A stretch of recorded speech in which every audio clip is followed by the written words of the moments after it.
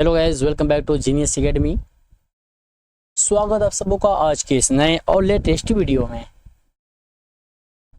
Hello dear student, कैसे हैं आप लोग? आई होप कि आप लोग बहुत ही अच्छे होंगे।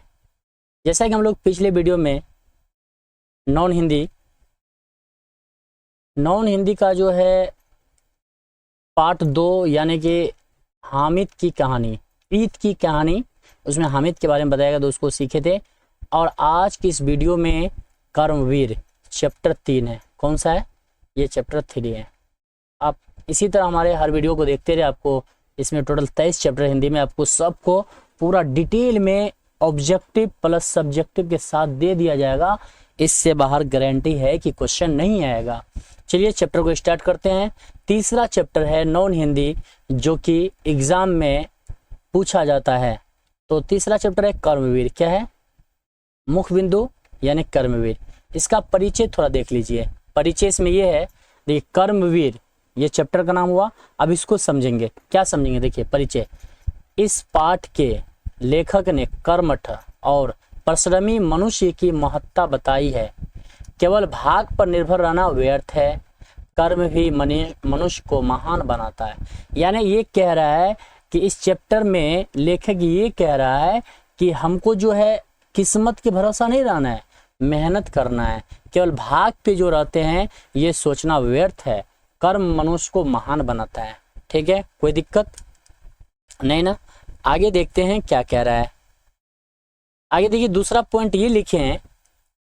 दूसरा पॉइंट है, देखिए कर्म का महत्व। जो कर्म करते हैं उसका महत्व क्या है, इसको समझिए। कर्म ही जीवन की सच्ची पहचान है। हम जैसा कर्म करेंगे जीवन का वही पहचान बनेगा। आलसी व्यक्ति का जीवन बेकार हो जाता है, जो सुस्त रहता है उसका जीवन बेकार हो जाता है। अब देखिए तीसरा पॉइंट, कर्मशील मनुष्य समाज में सम्मान पाता है। जो मेहनत करता है, कुछ नया करता है, पहचान बनाता है, वो समाज में क्या होता है, लोग उसको इज्जत करते हैं, रिस्पेक्ट करते हैं, उसे सम्मान मिलता है। ठीक है। अब देखिए तीसरा पॉइंट क्या है, उसको देख लीजिए आप लोग। अब देखिए तीसरा पॉइंट क्या है, अब समझिए। तीसरा, भाग और कर्म दोनों में अंतर समझिए। केवल भाग भरोसे बैठने वाला मनुष्य जीवन में कुछ नहीं कर पाता है। जो कि नहीं, मेरा किस्मत में नहीं लिखा हुआ है, हम नहीं कर पाएंगे, ये मुझसे नहीं होगा, ये ऐसा सोच के व्यक्ति जीवन में कुछ नहीं कर पाता है। अब देखिए अगला पॉइंट, मेहनती और कर्मवीर इंसान ही सफलता प्राप्त करता है। जो मेहनत करते हैं और वही इंसान क्या है, जीवन में सफलता प्राप्त करता है। आगे भी कर्म से ही बनता है। जो जैसा कर्म करेगा उसका भाग औसा बनेगा। ठीक है। अब देखिए अगला पॉइंट क्या कह रहा है, इसको समझिए। अब बताइए, पॉइंट इसलिए लिखा देते हैं कि आपको समझ में आएगा। कर्मवीर का जो मेन सारांश होता है ना चैप्टर का, वो सारा निचोड़ लिखाया गया है। अब बताइए, परिश्रम को अपना धर्म मानता है। कौन कर रहा है? कर्मवीर कर रहा है। कठिनाइयों से डरता नहीं बल्कि संघर्ष करता है। कौन कर रहा है? कर्मवीर करता है। वह दूसरों के लिए प्रेरणा बन जाता है, दूसरों के लिए एक सीख बन जाता है। और इसका लास्ट जो देखेंगे, जो संदेश है, क्या संदेश दे रहा है समझिए। संदेश, कर्म करने से ही सफलता और सम्मान मिलता है। ठीक है। जो संदेश दे रहा है दूसरों को, मनुष्य को सदैव प्रश्नशील रहना चाहिए। कर्म ही सच्चा ईश्वर है। आई होप कि इसमें टोटल 5 पॉइंट था, जिसको मैंने लिखा दिया है। अब क्या करेंगे, इस चैप्टर से एग्जाम में जो क्वेश्चन पूछी जाती है उसको बताएंगे। इससे बाहर क्वेश्चन नहीं आएगा, लिख लो, गारंटी है। अब चलिए क्वेश्चन को देख लेते हैं डियर स्टूडेंट। अगर वीडियो अच्छा लगे तो वीडियो को लाइक करें, कमेंट करें और शेयर जरूर करें। समझ में आता है तो लिखिए सर बहुत ही अच्छा वीडियो है। चलिए कर्मवीर प्रश्न है, प्रश्न उत्तर को समझिए, बहुत ईजी है। प्रश्न फर्स्ट को देखिए। फर्स्ट प्रश्न, पाठ का नाम और लेखक का नाम लिखिए। बहुत ही मोस्ट इंपोर्टेंट उत्तर। पाठ का नाम है कर्मवीर और इसके लेखक का नाम है रामधारी सिंह दिनकर। You understand? कोई दिक्कत है तो बोलेंगे। चलिए क्वेश्चन नंबर 2 को देखिए। इसको वीवीआई लिख लो भाई, बहुत ही मोस्ट इंपोर्टेंट। कर्मवीर किसे कहते हैं? और इसी में देखिए तीसरा है, भाग और कर्म में अंतर स्पष्ट कीजिए। देखिए इसको क्या करेंगे, यहाँ पे हम कर लेते हैं। भाग्य भाग पर आश्रित व्यक्ति केवल किस्मत के सहारा लेता है और असफल रहता है। ठीक है, कर्म करने वाला व्यक्ति कठिनाइयों से लड़कर सफलता और सम्मान प्राप्त करता है। ठीक है, तो आप यहाँ पे थोड़ा समझ लीजिए इसको, इसका ये क्या चीज़ का आंसर था। अब देखिए ये इसका आंसर 3 नंबर का, इसका आंसर आप लोग को देना है, ये SW हो गया। मतलब कर्मवीर किसे कहते हैं, आप कमेंट सेक्शन में इसका जवाब देंगे। और इसका जो 2 का भाग और कर्म में अंतर क्या है वो बताया गया है, आप उसको सही से दोनों को लिख लेंगे। यू अंडरस्टैंड, कोई दिक्कत नहीं ना।